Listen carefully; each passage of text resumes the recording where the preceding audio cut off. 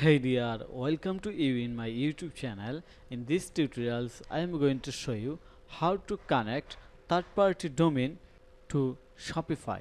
So, if you have started your online business with Shopify and you have registered the domain from third-party company and you wanted to connect this domain with your Shopify online store to remove my store word from your store link, then this tutorials will be very helpful for you. In this tutorials I am going to show you how to connect Namecheap domain with your Shopify online store. So if you have purchased the domain from Namecheap, then this is the perfect guideline for you. So let's get started. First of all, you have to log in your Shopify admin panel. Then you have to click on the settings. Here is the settings icon, click here. Then you have to click on the domains from this section, looks here. And now you have to click on the connect existing domain. So click on it, and then you have to add your domain name that you have registered from the Namecheap. So here is domain name, add it, click on the next.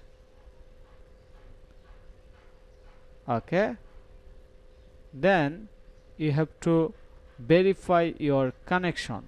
To verify your connection, you have to go to the Namecheap account to verify it.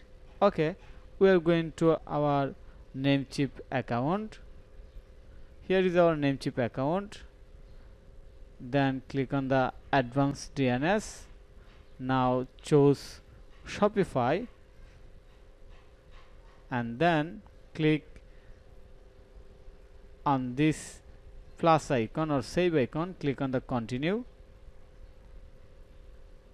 Okay, we have updated the DNS. Now we can see that our website domain name is available in here or connected, but the SSL is still pending. So we have to wait for SSL verification or active, and it's very common to take time. So you have to wait maximum 48 hours to take it active or its work.